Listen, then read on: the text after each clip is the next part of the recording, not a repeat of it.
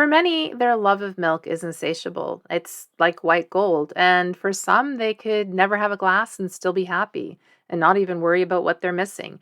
But is milk a friend or foe when it comes to your health? That's the question that we're going to dive into today. Hi, and welcome to Nature's Path to Wellness. My name is Wendy. So recently, I have been diving into the book called The China Study. So it's a bit of a deep dive. It's something that might be dry for some of you, but what I am learning a lot about is the correlation between animal proteins and cancer.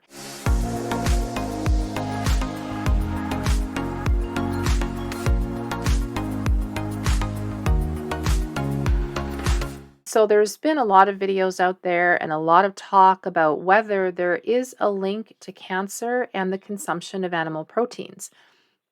I am inclined to believe that there probably is not just a correlation, but probably a good probability of causation when it comes to animal proteins and cancer.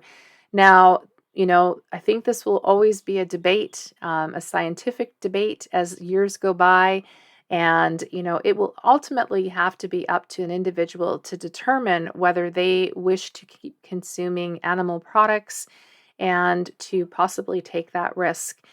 As for myself, when it comes to milk and dairy products in general, it's been something that I grew up with. I grew up consuming milk when I lived at home with my parents, and I can often remember those bags of milk that we used to get milk in, and then they used to go into a container in the fridge, like a pitcher. And we've even had powdered milk in the past when I lived at home. It's not something I've ever done since leaving home because I detested powder milk. So, something that I've had all my life was dairy products. I love butter and cheese, just like a lot of people do. But after having my daughter and after being diagnosed with type 2 diabetes, I went on to realize that there's a lot of reasons that I want to avoid milk. And it's not just about the amounts of sugars that's in milk, but some of the other health issues that may be a factor from drinking milk. A nice cold glass of milk can be very refreshing. And when I was pregnant, I actually craved milk. Like I just couldn't get enough milk. I would be having 5 and 6 glasses of milk a day. It seemed that most often on my way home from work, I was stopping at the grocery store to pick up a 4-liter jug of milk. And I'm almost ashamed to admit it, but it's the truth. So, one thing to note about cow's milk is it is a primary allergy source for many children. The protein casein can cause allergy symptoms, and from products such as dairy milks and a lot of infant milks, the body sees casein as a threat and therefore it triggers a reaction. So, some of these reaction symptoms might be hives, rashes, wheezing, severe pain, breathing problems, all the way up to anaphylaxis. Casein is the predominant protein in milk, and it can be beneficial as a building block for muscles, and it does offer satiety, so it does make you full after drinking a nice glass of whole milk. And it is a good source of protein as well as calcium. It's often been recommended to help build strong bones and teeth, and I'm sure you've all seen the commercials relating to that. However, there are definitely other factors that come into play with respect to bones and teeth, and especially when we look at exercise. Exercise is one of those things that when children in the formative years are having a good amount of exercise, especially higher impact exercises such as jumping and running, um, those type of things actually help children to develop strong bones that will carry them into later in life. But the other factors, negative factors that can affect your bones are, of course, smoking, alcohol use, and extreme changes in hormones can also affect your bones, as well as, think about women that are going into the menopause years. That can have an effect, and some women go on to develop osteoporosis. There are a lot of studies that link milk or dairy consumption in general to prostate cancer, high amounts of cholesterol, so raising people's cholesterol levels, as well as many experience lactose intolerance due to not being able to digest properly the lactose, or which is a type of sugar in milk. There's also a strong correlation for those that suffer with acne that more dairy consumption, cheese, butter, and of course milk leads to more acne and more breakouts of the skin. And four or more servings of day of dairy products, but especially milk, has been linked to ovarian cancer for women, according to a Swedish study. And I will link some of this information below in the video description.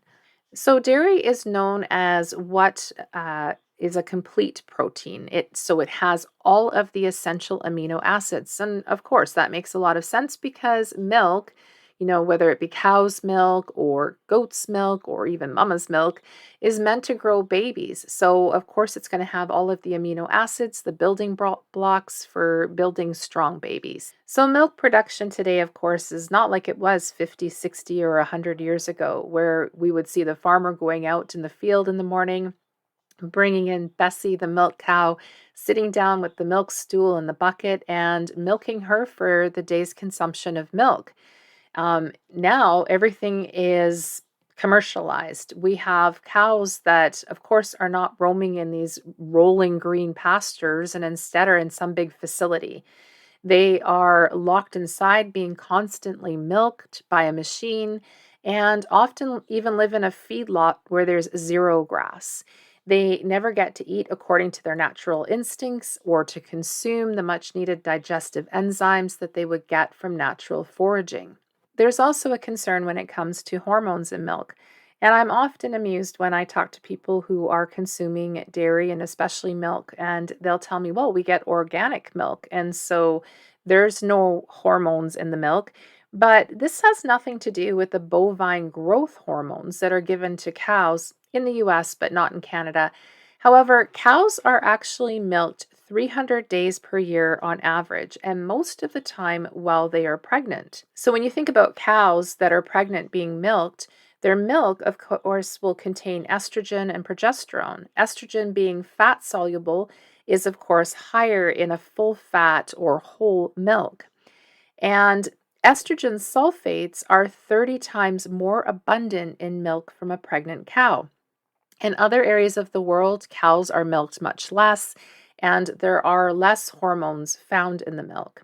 If you think about it, back about maybe 30, 40, 50 years ago, we were looking at children that were 11 and 12 and 13, 14, and they hadn't developed any breasts yet. And when you look at girls these days, I'm not even going to say women or even teenagers, we're seeing children that are as young as 6 and 7 years of age that have probably been big consumers of milk, and they are developing breasts much earlier. And speaking of cows milked on an average of 300 days per year, many, in fact, develop mastitis at some point. So, mastitis is an infection, of course, of the breast tissue or the teat tissue, if you think of a cow.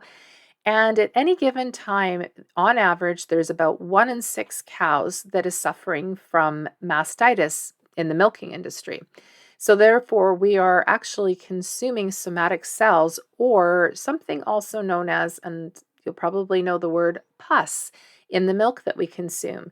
And in the US, the FDA allows one of the highest concentrations of pus in the milk.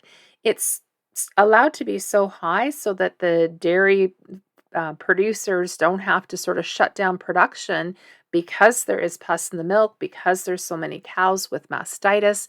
And so they're able to continue marketing the milk. And in Australia, there's actually no limit to how much can be found in the milk. On average, when inspected, dairy milk in the US contains at least the equivalent of 1 drop of pus per glass. Now, someone might think, well, that's just 1 drop, but I don't know. I doesn't sound at all appetizing to me to be drinking a glass of milk, knowing that there's pus from an infection from a cow in my milk. I don't know about you. In a long-term Swedish study that was done, there was indication of a correlation between high milk intake and increase in bone fractures. So if you think back a little bit earlier, I told you that the milk industry and a lot of sort of health people will say, oh, make sure you drink lots of milk because it's good for strong bones and teeth, right? But in this study, it was showing that there was an increase in bone fractures. And in fact, there is some thought that cow's milk can actually rob bones of calcium based on how animal proteins in the body produce acid. So, in order to help the body flush the acid out, the body uses calcium as an acid reducer. So, if there's not enough, calcium just elsewhere in your body, it's going to start taking it from your bones. If you think about, and if we want to talk about the acid and calcium, if you think about Tums actually contain a good amount of calcium. And the reason is because calcium helps with the acid. So, in studies where rats were fed milk, they were actually reported to develop more cancerous tumors than those that were fed water. So, there's also concern there where it relates to cancer, of course. So, what about GMOs from milk? Some information you will find out there says that, well, there's no GMOs to be found in the milk. But I would be concerned because I think a lot of these cows are fed different grains and whatnot that, you know, GMO grains, there are probably a lot of grains that have been sprayed with glyphosate. So that gets into the milk and, well, it gets into the cow's consuming it, the cow's producing milk. Logic seems to follow that there is going to be some of this stuff that's in the milk as well that we're going to be consuming. Let's talk about what 1 cup of whole milk contains. So, on average, a cup of whole milk contains 149 calories, 7.69 grams of protein, carbohydrate 11.7 grams, and of course, there's no fiber to offset the carbohydrate, fat 7.93 grams, calcium 276 milligrams. There's vitamin D, B12, vitamin A, magnesium, potassium, folate, and phosphorus, all in fairly decent amounts. From the perspective of vitamins and minerals, that's not too bad. Of course, one thing that you will need to also consider when consuming milk is, especially if you are insulin resistant or you have type 2 diabetes and you are trying to avoid added sugars in your diet, is the content of sugar that is in milk. So, on average, these are some of the amounts of sugar that are found in various types of milk, not just cow's milk, but other milk alternates. So, the following amounts or grams of sugar are based on 1 cup of the various types of milk. So, cow's milk, 1% contains 12 grams.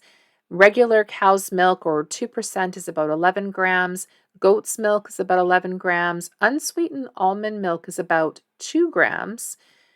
Unsweetened soybean milk is about 9 grams, and unsweetened rice milk is about 13 grams. Unsweetened oat milk has about 7 grams. Sweetened coconut milk has about 6 grams. And chocolate milk, for those who like chocolate milk, has about 24 grams of sugar per 1 cup. So that's an extraordinary amount of sugar. So that will give you some idea if you're looking at milk or if you're looking at milk alternates, some of the options that you might have if you're looking to cut out added sugars. When we talk about the glycemic index as it relates to milk, cow's milk in general is about 47. So if we look at the glycemic index, 0 is of course very low, doesn't have that much of an effect on you in terms of how the sugars and whatnot in the product, whatever it might be, affect you. So 0 being very low, and of course 100 being very high. So again, cow's milk is 47 on the glycemic index on average, and some rice milks score as high as 100. So, what I would advise if we're looking at dairy is that overall, based on some of the health issues, based on some of the cause for concern in terms of hormones that we're consuming and possible correlation between cancers and that type of thing, and the amount of acid that dairy can produce in your body, these are all reasons, and of course, the sugar being one of the biggest things. These are reasons why I've cut out dairy from my diet, and they may be reasons why you want to think about cutting out dairy from your diet. So if you enjoyed this video, please consider giving it a thumbs up, and if you think that someone else might enjoy it, do consider sharing it. If you haven't already subscribed to the channel, do subscribe for more health and nutrition information.